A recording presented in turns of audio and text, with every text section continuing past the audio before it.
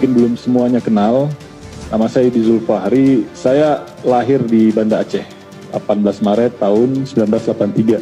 Saya ini seorang alumni IPDN, tahu ya IPDN, yang mana otomatis alumni IPDN itu menjadi pegawai negeri sipil. Nah, saya sempat bekerja sudah di pemerintah kota Banda Aceh. Saya ketika di IPDN, lalu bekerja di Banda Aceh, itu tidak pernah terbayang, ya. Tidak pernah terbayang kalau saya akan sampai di posisi pada hari ini, di titik ini gitu.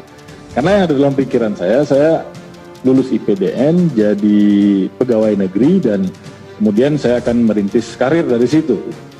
Apalagi kalau lulusan IPDN itu sudah sudah semacam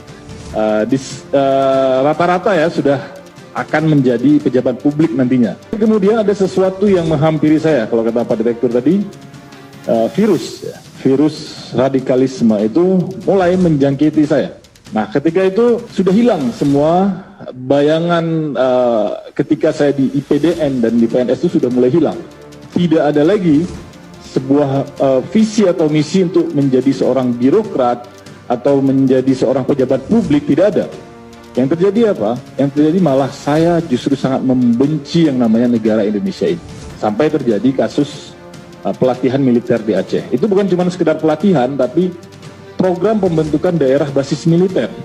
Jadi semua kelompok-kelompok yang pernah terlibat terorisme itu berkumpul ingin menjadikan Aceh pada waktu itu sebagai daerah basis militer. Nah, di situ yang ada di pikiran saya, bagaimana saya bisa melakukan perlawanan yang pada waktu itu dalam pemahaman saya adalah jihad fisabilillah, dan saya bisa mati di situ.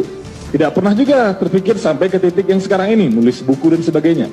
Yang ada dalam pikiran saya pada waktu itu, bagaimana saya bisa membuktikan keimanan dengan melawan negara, lalu saya mati di situ dan saya mendapatkan syahid. Nah, qadarullah ternyata Allah menakdirkan saya tertangkap waktu itu. Setelah tertangkap, saya juga masih sangat membenci negara ini. Dalam pikiran saya banyak kisah-kisah yang saya temukan di luar negeri gitu ya, yang tertangkap tapi kemudian jadi semakin matang dalam gerakan ini gitu. Saya ingin menikmati itu, oke, saya mungkin ditangkap supaya saya lebih matang dalam gerakan ini. Belum ada pikiran saya untuk bagaimana saya keluar dari situ, belum ada. Saya menganggap tertangkapnya pertama itu adalah proses pematangan diri saya dalam gerakan ini. Nanti saya mungkin divonis berapa tahun setelah itu saya keluar, saya akan jadi lebih matang dan semakin berperan dalam gerakan ini.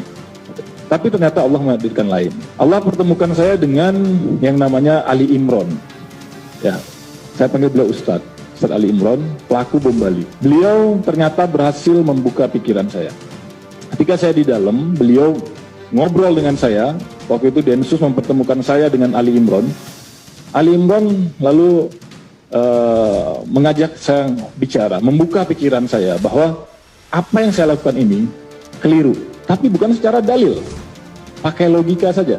Pakai logika beliau sadarkan saya. Karena kalau waktu itu beliau kasih saya dalil-dalil pembanding, saya waktu itu akan menolak. Kenapa? Karena saya sudah tertutup dari berbagai macam referensi yang lain. Saya cuma punya satu referensi yang tadi disebutkan oleh Pak Direktur, dari Wahabisme. Tapi Ali Imron berhasil membuka pikiran saya sehingga saya mau menerima referensi lain. Kemudian mulai ketika saya terbuka pikirannya, saya mulai mencari referensi-referensi lain, mulai semakin hilang itu virus-virus itu. Mulai hilang dari semua yang disebutkan tadi, maulid yang awalnya saya anti, maulid, tahlilan, tawasul, segala macam, saya semuanya anti, saya anggap itu semua kesesatan yang tingkat tinggi. Lama-lama itu mulai hilang dan saya bisa menerima itu. Bahkan saya tinggalkan total yang namanya faham Wahabi.